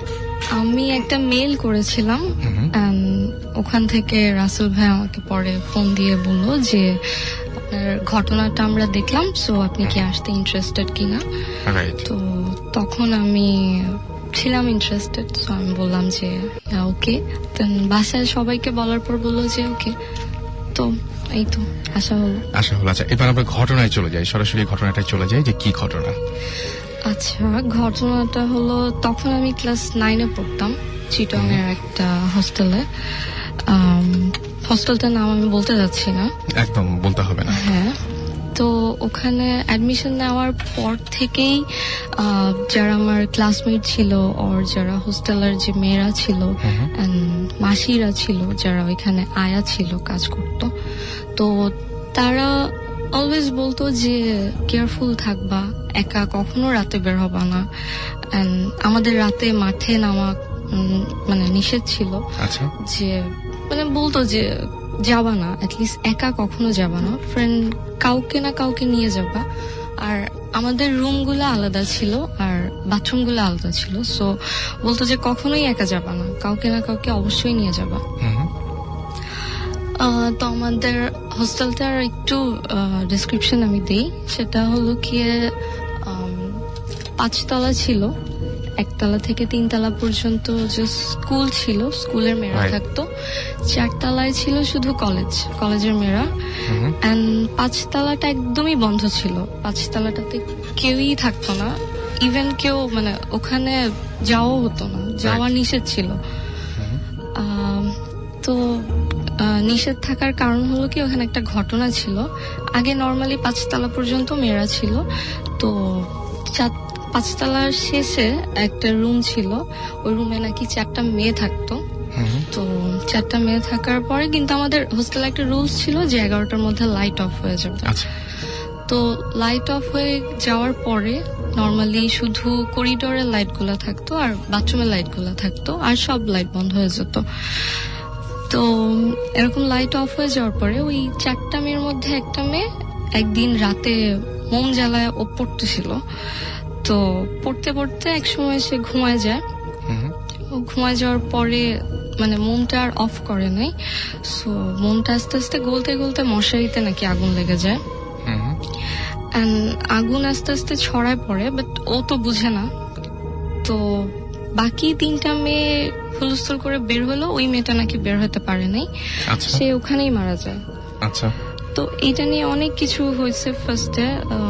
তারপরে কিছুদিন বন্ধ ছিল রুমটা, তারপরে ক্লিন আপ করে আবার থাকা শুরু করে কিছু মেয়ে, বাট কেউই নাকি থাকতে পারতো না। সবাই কয়দিন পর পর মানে ব্লক টিচারের কাছে গিয়ে বলতো যে থাকবো না। কেন? যে ভয় লাগে, রাতে ম্যাম আমরা দেখি যে কেউ হাঁটতেছে, কেউ বসে আছে, থাকবো না। সো কয়দিন এটা অনেকেই দেখেছে তার হ্যাঁ মানে। অনেকেই, রাইট। কেউই থাকতে চাইতো না রুমটাতে। তো টিচাররা এক সময় ডিসিশন নিয়ে একদম পুরাই 5 তলা বন্ধ করে দেয়, যে 5 তলায় কেউ যাবে না। তো ওরকমই আমরা শুনি মাসিদের কাছ থেকে, যারা অনেক দিন ধরে কাজ করে ওখানে। তো ওরাও বলতো যে কখনো যাবা না। আর আমাদের যাওয়াটাও নিষেধ ছিল, এক ফ্লোর থেকে আরেক ফ্লোরে গেলে পারমিশন নিয়ে যেতে হতো, বাট আচ্ছা যদি মানে পারমিশন ছাড়া কেউ যেত তো ওইটাতে আবার মানে টিচাররা দেখলে অনেক পানিশ করতো আর কি। তো যে আমরা 4টা ফ্রেন্ড অনেক ক্লোজ ছিলাম, 2জন দোতলায় আর আমি আর একটা ফ্রেন্ড 3 তলায় থাকতাম। তো অ্যানুয়াল এক্সাম শেষ, তো আমরা চিন্তা করলাম যে এখনো বাসা থেকে নিতে আসে নাই, সো কি করা যায়, সব মেয়েরা চলে যাচ্ছে, হোস্টেল প্রায় ফাঁকা। তো তখন চিন্তা করলাম যে একটু অ্যাডভেঞ্চার করি, 5 তলা ঘুরে দেখে আসি, যেহেতু যাইনি কখনো। তো গেলাম, না প্ল্যান করলাম যে যাব 11টার দিকে, যেহেতু লাইট অফ হয়ে যায় 12টার দিকে যাব না, 1টার দিকে ওরা দোতলা থেকে 3 তলা আমাদের রুমে আসবে, এন্ড দেন তারপরে কিছুক্ষণ গল্প টল্প করার পরে আমরা তারপরে যাব। আচ্ছা তো 1টার ঘন্টা দিল, তারপরে ওরা আসলো, রুম নক করলো, আমরা খুললাম, তারপর কিছুক্ষণ গল্প করার পর বের হলাম যে যাব। তো আমাদের হোস্টেলটা ছিল স্কয়ার শেপের, 4 তলা পর্যন্ত পুরোটাই স্কয়ার ছিল, বাট 5 তলাটা হাফ ছিল, পুরোটা ছিল না। 5 তলায় যাওয়ার একটাই সিঁড়ি। তো আমরা গেলাম, 4 তলা ক্রস করলাম। 4 তলায় তখন কলেজের মেয়েদের ছুটি ছিল, সো 4 তলা একদমই বন্ধ ছিল। 1টা কি 2টা করিডোরে লাইট জ্বলতেছিল, আর কেউই ছিল না, কিছুই ছিল না। তো তারপর 5 তলায় গেলাম। 5 তলা একদম পুরাই অন্ধকার, মানে কিছুই, কোনো লাইটই নাই। ইভেন আমরা ব্লকের লাইট জ্বালায় দেখার চেষ্টা করলাম যে লাইট কি জ্বলে কিনা, কিন্তু মানে কোনো লাইটই নাই, কিছুই নাই। তো আমরা 4জন হাত জড়াজড়ি করে ধরে গেলাম, পুরা 5 তলা ঘুরলাম, দেন ওই রুমটার পাশে আসলাম, লাস্টের যে রুমটা যেটা নিয়ে এত স্টোরি। তো গেলাম, তো আমার 4জন ফ্রেন্ডের মধ্যে একজন বলল যে এইটাই সেই রুম যেটা নিয়ে এত কথা বলে। তো আমরা বলতেছিলাম কি যাবি, মানে আমরা খুব মজার মুডে ছিলাম। তো ফ্রেন্ড বললো যে চল গিয়ে দেখি। খুব সারপ্রাইজিংলি দেখলাম যে রুমটা জাস্ট শিকল দিয়ে আটকানো, কোনো লক টক মানে কিছুই করা তালা বা নেই। অন্য না, কিছু লাগানো কোনো নেই। তালা লাগানো নেই, আচ্ছা। জাস্ট শিকল লাগানো। তো ও ফ্রেন্ডটা খুললো, খোলার পরে গেলাম, একজন করে ঢুকলাম। কেমন বাজে একটা গন্ধ ছিল, এটা আমি বলে বুঝাতে পারবো না। প্রচন্ড ঠান্ডা রুমটা, হ্যাঁ অনেক বেশি ঠান্ডা, যদিও অক্টোবরে ঠান্ডা থাকে, বাট এত ঠান্ডা থাকার কথা না। আচ্ছা তো গেলাম, দেখলাম যে 4টা বেড, 4টা ডেস্ক ঠিক মতোই আছে। তো যাওয়ার পর আমরা দুষ্টামি করতেছিলাম, কেউ কি আছো দেখা দাও। তো একজন বললো যে প্ল্যান চেট করবা, এত কিছু করার দরকার নাই। তো এমনিতেই বলতেছিলাম কেউ থাকলে আসো, তুমি না সবার সামনে আসো আসো, এরকম বলতেছিলাম।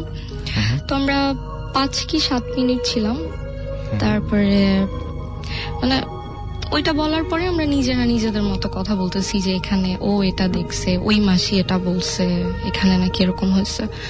তো হঠাৎ যে একটা জানলা ছিল বাইরের দিকে, যেটা মানে একদমই বাইরের দিকে, ওইটা ভিতরের দিকে না, 4 কোণা শেপের ছিল, বাইরের দিকে ছিল জানলাটা। জানলায় জাস্ট মানে মনে হলো কেউ জাস্ট একটা ধাপ করে একটা আওয়াজ হয়েছে, আর কিছুই না। And ওই আওয়াজটা শোনার সাথে সাথে আমরা 4জন পুরা সাইলেন্ট, মানে হঠাৎ করে ভয়টা চলে আসছে যে এরকম কি। তো এমনিতেই ভালো লাগতেছিল না, পরে মানে ওইটা শোনার পর আরো বলতেছিলাম যে ওকে চলো চল যাই, অনেক হয়েছে, এরকম বলার পরে তখন আর থাকতে ইচ্ছা করছিল না, বা ওই জায়গাটা একদমই ভালো থাকতে লাগছিল ইচ্ছা না। করতেছিল না, বিকজ মনে হচ্ছিল যে কিছু একটা দেখতেছে, মানে কেমন জানি লাগতেছিল, ওই আওয়াজটা হওয়ার কথা না। Because এবং আপনি আমাকে ফোনে বলছিলেন যেভাবে যে মনে হচ্ছিল যে কেউ আপনাদেরকে লক্ষ্য করছে হ্যাঁ, বা এরকম। ওইটা ওই যে করিডোর, তারপর তাড়াতাড়ি বের হয়ে গেলাম। করিডোর দিয়ে যখন আসতেছিলাম, করিডোর গুলো অনেক লম্বা লম্বা, করিডোর দিয়ে যখন আসতেছিলাম তখন মনে হচ্ছিল যে আমরা এত তাড়াতাড়ি বের হয়েছি যে আমরা দরজাটাও লক করি নাই, আর ওই শিকলটা দিয়েও আর লক করি নাই। তো মানে এত তাড়াতাড়ি বের হয়ে আসতেছিলাম যে মনে হচ্ছিল যে 5 তলা থেকে কখন নামবো। আচ্ছা আর তখনই মনে হচ্ছিল যে মেবি কিছু একটা আসতেছে, কিছু একটা দেখতেছে, নর্মালি ভয় পেলে যেটা হয়। তারপরে কোনো রকমে নামলাম অ্যান্ড চারজন আমরা এত বেশি ভয় পেয়েছিলাম যে ওই দিন আর কেউ কোনো কথা বলি নাই কারোর সাথে। জাস্ট ওরা দুইজন দোতলায় নেমে গেল, আমরা দুইজন আমাদের রুমে চলে গেলাম। রাইট। পরের দিন সকালে জাস্ট কথা হইতেছিল যে কি হলো, এটা মেবি যাওয়া উচিত হয় নাই, বেশি ফাজলামি হয়ে গেছে। তো ওই দিনের পরের দিন, ওই দিন রাত 12টা থেকে আমার বার্থডে ছিল। তো আমার ফ্রেন্ডরা এমনিতেই বলতেছিল যে পারমিশন ছাড়া কালকে যাওয়া হয়েছে, তো আজকে আর আমরা আসবো না। 12টায় যখন ঘন্টা দিবে, আমাদের আবার ঘন্টা দিত ভিতর বাড়ি থেকে, যখন ঘন্টা দিবে তো তোমরা বের হও, তোমরা দুইজন। ওকে। তো 12টা বাজলো, আমার ফ্রেন্ড যেটা আমার সাথে ছিল আমাকে উইশ করলো, তারপরে বের হলাম। বের হয়ে কিছুক্ষণ ব্লকে দাঁড়াইছিলাম, গল্প করতেছিলাম। তো ওরা আসলো, ওরা ওদের রুমের দরজা খুলে আসেনি, মানে চারকোনা শেপের যেহেতু ছিল, আমরা এই সাইডে ছিলাম, ওরা ওই সাইডে ছিল, সো দেখা যায়। তো ওরা বের হলো, বের হওয়ার পর ইশারায় উইশ টিশ করলো, ওকে। তারপরে আমরা বাথরুমে গেলাম, ব্রাশ টাশ করলাম, দাঁত, যে এখন ঘুমাবো। তো বাথরুম থেকে যখন আসলাম, তো আসার পরে ব্লকে একটু দাঁড়াইছি যে দেখি তো ওরা ঢুকে গেছে নাকি রুমের মধ্যে, না ওরা আসে। তো ওদের দেখতে দেখতে দেখতে দেখতে হঠাৎ 4তলায় ওঠার যে বরাবর সিঁড়িটা, ওইটার দিকে চোখ পড়লো। আচ্ছা। ওইটা মানে আমি যেটা দেখছি, আমার এখনো ভাবলে মানে এত বেশি ভয় লাগে যে আমি দিন এটা কি দেখছি। আচ্ছা। আমি মানে তাকায় আছি, আমি দেখতেছি যে একটু অন্ধকার অন্ধকার তো ছিল, এত বেশি অন্ধকারও ছিল না যে কিছুই দেখা যাবে না, এত বেশি লাইটও ছিল না যে সবই দেখা যাবে। হ্যাঁ, আমি দেখতেছিলাম যে কিছু একটা একদম উপরের স্টেপে বসে আছে সিঁড়িতে। আমি আমার 1 বছরের ওই হোস্টেল লাইফে কখনো কাউকে একা বের হতে দেখি নাই। আচ্ছা। সেখানে ওইখানে আমি যাকে দেখছি সে জাস্ট একা, এন্ড জাস্ট মানে বসাটা এত অ্যাবনর্মালি ছিল যে জাস্ট সে চুপচাপ বসেছিল 2 হাঁটুর উপর, মানে এরকম করে জাস্ট চুপ করে বসেছিল। আর আমি ওটা দেখতেছিলাম যে অন্ধকারে কিছু একটা বসে আছে, জাস্ট বসেই আছে। আমি এত ভয় পাইছি যে আমি আমার পাশের ফ্রেন্ডটাকেও কিছু বলতে পারতেছিলাম না, যে আমি জাস্ট শকড হয়ে গেছি। তো আমি যখন খেয়াল করলাম ওর দিকে, মানে দেখলাম যে ও ঠিক সেম দিকে তাকায় আছে। বাট দ্য থিং ইজ, কেউ কাউকে কিছু বলতেছি না। ও জাস্ট আমার মানে গায়ে হাত দিল এন্ড বললো যে সুমাইয়া, আমি যেটা দেখতেছি, হ্যাঁ, ও আমাকে জাস্ট গায়ে হাত দিলেন, বললো সুমাইয়া আমি যেটা দেখতেছি তুইও কি সেটাই দেখতেছিস? আমি ওদিকেই তাকাইছি, আমিও বলতেছি যে হ্যাঁ আমি ওইটাই দেখতেছি, তুইও কি দেখতেছিস? বলে যে হ্যাঁ। আচ্ছা। দেখার পর জাস্ট মানে এত ভয় আপনারা দুইজনই 2 ফ্রেন্ডই একসঙ্গে একই সাথে, হ্যাঁ। আচ্ছা। দেখার পরে আমি জাস্ট বললাম যে এটা কে? ও বললো যে জানি না। ও মানে এত বেশি কনফিউজ হয়ে গেছি দুইজনের, এত বেশি ভয় পেয়ে গেছি যে নড়তেও পারতেছিলাম না। আচ্ছা। তো আমার ফ্রেন্ডটা জাস্ট শুধু আমার একটা হাত ধরলো, টেনে রুমে নিয়ে গেল। রুমে নিয়ে গিয়ে দরজা আটকায় দিয়েছে। দরজা আটকায় দিয়ে ও এমন ভাবে কাঁপতেছিল, মানে আমিও কাঁপতেছিলাম। আমার জাস্ট একটা জিনিস মনে হইতেছিল যে, মানে আমি জানি না আমার কেন এটা মনে হয়েছে, আমি জাস্ট ওরা বলতেছিলাম যে চল অ্যাটলিস্ট একবার গিয়ে দেখে আসি। ও আমাকে ছাড়তেছিল না, ও বলতেছে যে না তুই এই রুম থেকে বের হবি না, তুই এই রুম থেকে বের হবি না। ও আমাকে শেষ পর্যন্ত বের হইতে দেয় নাই। সারা রাত আমি সূরা পড়ছি, আমার ফ্রেন্ড হিন্দু ছিল, ও ওটা করছে। সারা রাত ওই দিন যে কিভাবে সারা রাত পার হয়েছে বলতে পারবো না। তারপরে সকাল হওয়ার পরে ফ্রেন্ড যে দোতলায় যে দুইটা ছিল ওদের বললাম যে এরকম এরকম। ওরা ফার্স্টে বিশ্বাস করে নাই। আচ্ছা ওরা বলতেছিল যে ধ্যাৎ, ফাজলামি করতেছিস, ওই দিন আমরা করছি, এখন তোরা দুইজন আমার সাথে করতেছিস। তো আমরা বললাম যে না, সিরিয়াসলি আমি যেটা দেখছি। And ও বললো যে হ্যাঁ, তোরা ছিলি না তো, তোরা ভয় দেখাস নাই তো। তো ওরা বলতেছে যে না, আমরা ছিলাম না, and আমরা তোদের ছাড়া কখনো যাব না, আর একা তো অবভিয়াসলি না। রাইট। তো মানে আমি আপনাকে দেখেও এখন বুঝতে পারছি যে আপনি বেশ ভয় পাচ্ছেন, এবং ফোনেও যখন বলছিলেন হ্যাঁ, তখন আমার বলছিলেন ওই সিনটা আমি আমার লাইফে কখনো ভুলবো না। মানে আমি এত ভয় পাইছিলাম। রাইট। তারপরে এরকম হওয়ার পর আমার যে ফ্রেন্ডটা যে আমার সাথে যে ছিল, ওর তো অনেক ভয় পাইছিল। হুম। ওর খুব জ্বর চলে আসে। আচ্ছা ওর খুব জ্বর চলে আসে। তো মানে শেষ পর্যন্ত এমন হয় যে 3 দিন পর ওর প্যারেন্টসকে কল দেওয়া হয় যে আপনারা ওকে এসে নিয়ে যান, ওর খুব জ্বর, ও কিছু একটাতে মানে খুব ডিস্টার্ব। বাট আমরা তো আর হোস্টেলের টিচারদের ওটা বলতে পারতেছিলাম না যে আমরা ওখানে আসলে গেছি। সো তারপরে ওকে নিয়ে যায়। তারপরে আমরাও আমাদের প্যারেন্টসকে ফোন দিই যে এমনিতেই তো ভ্যাকেশন চলে আসছে, সো আমরা কিছুদিন আগেই চলে যাই ছুটি টুটি নিয়ে। তারপরে বাসায় এসে যখন ফোন দিই ওই ফ্রেন্ডটাকে, তো আন্টি বলে যে ওর কি হয়েছে, ও এত ভয় কেন পাইছে, কি হয়েছে। তখন আপনারা এটা বললেন। তখন আমরা বলি। রাইট। আমার যেটা মনে হয় যে ওই মানে ঘটনাটা খুবই মানে অদ্ভুত টাইপের ছিল, এবং আপনি যেটা দেখছেন সেটা আপনি নিজেও বলতে পারছেন না আসলে, কিন্তু দেখে আপনার কথা শুনে বোঝা দেখছি যাচ্ছে। যে কেউ ওখানে বসে আছে। কিন্তু এইটাই মানে যে সমস্ত ঘটনা শুনেছিলেন বা পরে যখন বন্ধু বান্ধবদের সাথে এইগুলো শেয়ার করলেন, তখন তারাও কি এরকম কোনোদিন কখনো কিছু দেখেছে? হ্যাঁ, এরকম অনেকবার হয়েছে। ওই জায়গাটায় আমাদের হোস্টেলটা মেইনলি ছিল শ্মশানের উপরে। এইটাই আমি এটাই জানতে চাচ্ছিলাম যে আপনাদের হোস্টেলে যখন হয়েছিল তখন শ্মশানের উপরে ওইটা সেটা তৈরি করা অনেক হয়েছিল। পুরানো একটা হিন্দু ফ্যামিলি, স্টিল তারা ওখানে আছে, এন্ড ওই হোস্টেলটাও আছে। ওই নতুন বিল্ডিংটা যখন করে তো সেটা একটা শ্মশান ছিল, সেটার উপরে করে। রাইট। অনেক মানে কি বলবো যে আমি যখন শুনেছিলাম তখন আমি অনেক ইন্টারেস্টেড ছিলাম। তো আপনি কষ্ট করে স্টুডিওতে এসেছেন, এবং উইথ আপনার সাথে আপনার মা আছেন, যে এত রাতে কষ্ট এবং করে। আমি একটু তার সাথে একটু হ্যালো করতে চাই। সেটা হচ্ছে যে আন্টিকে যখন এই ঘটনাটা ও এসে জানালো যে এরকম একটা ঘটনা ঘটেছে আর কি, তখন আপনি কি বলেছিলেন? আমি আর কি বলবো, বললাম যে ওর বাবা বললো যে তুমি একা একা কখনো বের হবে না, আর প্রশ্ন ওঠে না, এত দেখার কোনো আগ্রহ আর তুমি করবা না, কোনো কিছু জানারও না, জাস্ট পড়াশোনা করতে গেছো, পড়াশোনাটাই করো, বেশি দেখে দেখে আবার ভয়টাই পাইবে, অন্য কিছু হয়ে যাবে, এই জন্য আর তুমি আর বের হবে না। ওকে, থ্যাঙ্কস, অনেক ধন্যবাদ।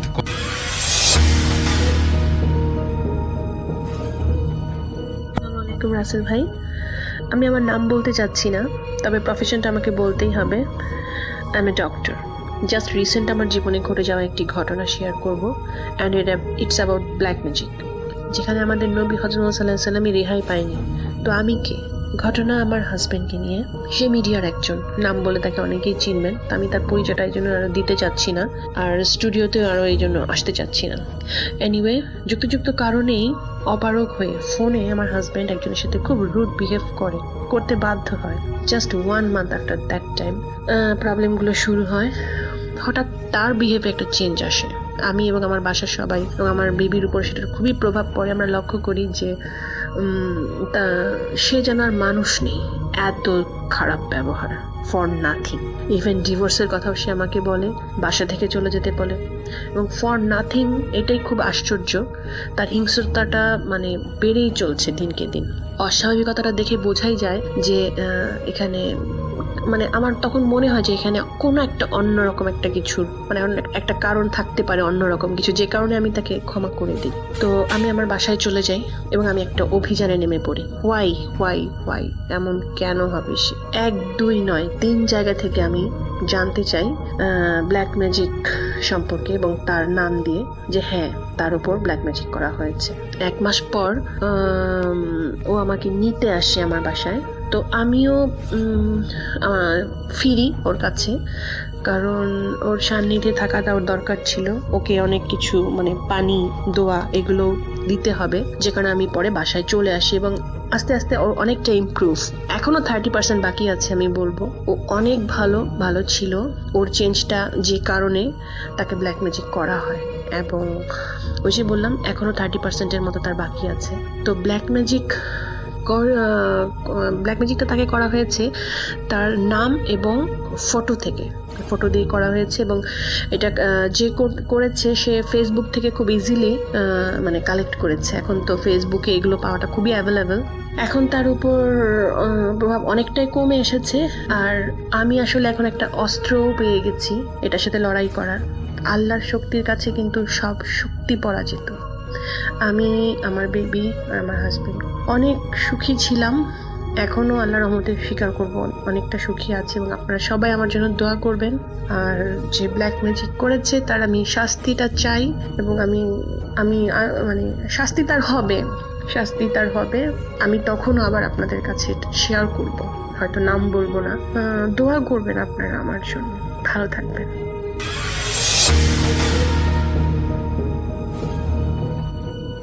ভূত কথা, let there be fear with Fly, every Friday from 11:59 p.m. only on Radio Furti 88 FM. আজকের ঘটনাটি পাঠিয়েছেন আমাদের একজন লিসেনার। করোনার প্রকোপ চলছিল তখন। ঘটনাটি ঘটে কানাডায়, তার বোন আনজিলার সাথে। বোনের বাড়ি থেকে কলেজ দূরে বিধায় আনজিলা সেবার হোস্টেলে ওঠার জন্য জেদ ধরে, আর একসময় উঠেও যায়। এরপর কি হলো চলুন জেনে আসি। আনজিলা 2021 সালে পড়াশোনা করতে কানাডায় এসেছিল। আমি তাকে আমার বাড়িতে থাকতে বলেছিলাম, কারণ আমি আমার স্বামী আর আমার মেয়ের সাথে কানাডায় থাকি। কিন্তু আনজিলা জানায় সে তার কলেজের কাছে একটা হোস্টেলেই থাকতে চায়। আমার বাসা ওর কলেজ থেকে অনেক দূরে, তাই আমিও তাকে জোর করিনি। ও হোস্টেলেই থাকতো। তার হোস্টেলে ভারতের রাজস্থান থেকে আরেকটা মেয়ে এসেছিল, নাম ছিল মালতী। মেয়েটা খুব শান্ত আর ভালো ছিল, কিন্তু সমস্যা ছিল শুধু রাতে। আমার বোনের কথা মতো মালতী তার বিছানা ছেড়ে ওয়াশরুমে গিয়ে কথা বলে বা মাঝে মাঝে কারোর সাথে ঝগড়া করত।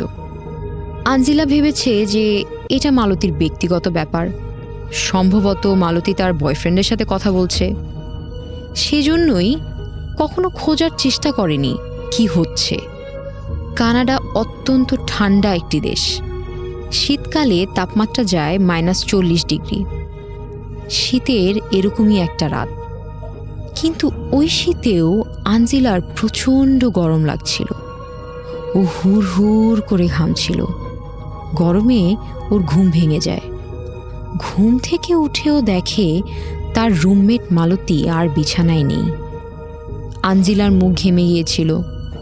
ওয়াশরুমে মুখ ধুতে গিয়ে সে শুনতে পেল মালতী ওয়াশরুমের ভিতরে কারোর সাথে কথা বলছে।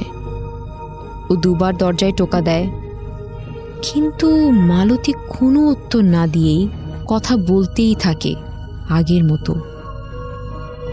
আনজিলা একটু অবাক হয়। খানিকক্ষণ পর দরজা ধাক্কা দেয়।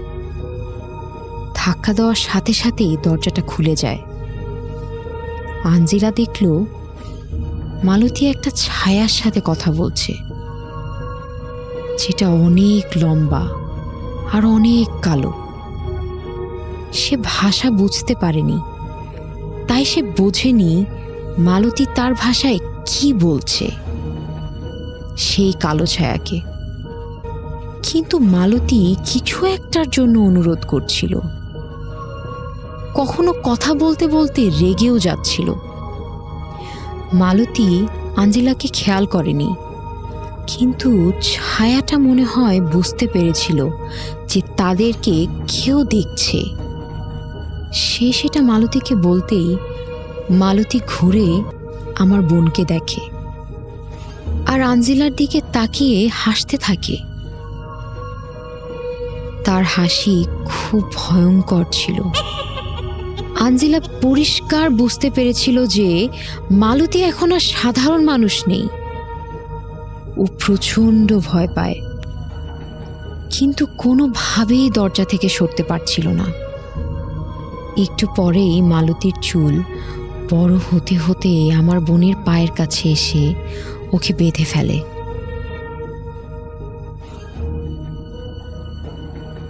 আঞ্জিলা ভয়ে চিৎকার করতেও পারছিল না। এক পর্যায়ে আমার বোন অজ্ঞান হয়ে যায়।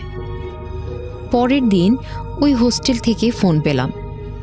অ্যাডমিন আমাকে বলছিল আঞ্জিলাকে কিছু সময়ের জন্য বাসায় নিয়ে যেতে, যাতে সে ভালো বোধ করতে পারে। পরের কয়দিন ওর জ্বর ছিল, সারাক্ষণ ভয় পেত। পরে সে আমাকে এবং আমার স্বামীকে পুরো ঘটনাটা খুলে বলে। প্রথমে আমরা বিশ্বাস করতে পারিনি। আমরা হেসে ও যে ভুল দেখেছে সেটা বোঝাচ্ছিলাম, কিন্তু পরে ওর পায়ের দাগটা দেখে আমরাও ভয় পেয়ে যাই। পরে আমরা জানতে পারি যে মালতী হোস্টেল ছেড়েছে এবং এই ঘটনার পর থেকে কেউ আর তাকে দেখেনি। সে কোথায় গেছে তাও কেউ জানে না। হোস্টেলের রুমে শুধু এমন না, আরও অনেক ভয়ঙ্কর ঘটনাও শোনা যায়। অনেককে হোস্টেল রুমের অশরীরই তাড়া করে ফেরে হোস্টেল ছাড়ার পরেও। তবে শুনে খুব ভালো লাগলো যে আঞ্জিলা বর্তমানে ভালো আছেন। শুভকামনা আপনার জন্য। আপনার সাহসিকতার প্রশংসা করতে হয়। আপনার নিজের ভৌতিক অভিজ্ঞতাগুলোকে অন্যের কাছে পৌঁছে দিতে আপনার ঘটনাটি আমাদেরকে লিখে পাঠান রেডিও ফুর্তির অফিসিয়াল ফেসবুক পেজে মেসেজ করে অথবা অডিও ক্লিপ রেকর্ড করে। আমাদেরকে ইমেল করেও পাঠাতে পারেন bhutkotha@radiofurti.fm। রেডিও ফুর্তি।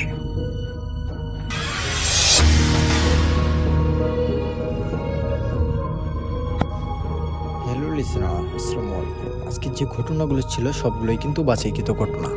সব বাছাইকৃত ঘটনাই আপনাদের জন্য নিয়ে এসে থাকি আমরা। সো আমি আশা করি আপনাদের কার ঘটনাটি কেমন লাগছে অবশ্যই কমেন্টে জানাতে ভুলবেন না, কারণ আজকে যে ঘটনাগুলো ছিল সবগুলোই বাছাইকৃত ঘটনা। আপনাদের জন্যই আমি কিন্তু প্রতিনিয়ত এরকম বাছাইকৃত ঘটনা আপনাদের জন্য নিয়ে এসে থাকি। সো আজকে যার ঘটনাটি ভালো লাগছে অবশ্যই কমেন্টে জানাবেন। আর আপনারা কার ঘটনা শুনতে চান, কতটা আগ্রহী অবশ্যই সেটাও জানাতে ভুলবেন না। তাতে আমাদের ভালো হবে যে আপনাদেরকে আমরা তার ঘটনাগুলো শোনাতে পারবো। সো আমরা আশা করব আপনারা অবশ্যই শোনানোর জন্য এবং শুনতে চান যার ঘটনা, অবশ্যই তার নামটা কমেন্ট বক্সে বলে যাবেন। আর আমরা চেষ্টা করব তার ঘটনাগুলো আপনাদেরকে শোনাই দিতে। সো এর পরবর্তীতে আরও সুন্দর সুন্দর ঘটনা পেতে অবশ্যই আমাদের এই চ্যানেলটিকে সাবস্ক্রাইব করতে বলবেন না। আর এরকম সুন্দর সুন্দর ঘটনা পেতে অবশ্যই আমাদের চ্যানেলের পাশে থাকবেন এবং লাইক কমেন্ট শেয়ার করতে ভুলবেন না। আর এরকম সুন্দর সুন্দর ঘটনা কিন্তু প্রতিদিন রাত 10টার সময় আমাদের এই চ্যানেলে পাবলিশ করে থাকা হয়। সো আজকের মতো এখানেই সমাপ্ত। আল্লাহ হাফেজ। আবার দেখা হবে নতুন কোনো ঘটনায়।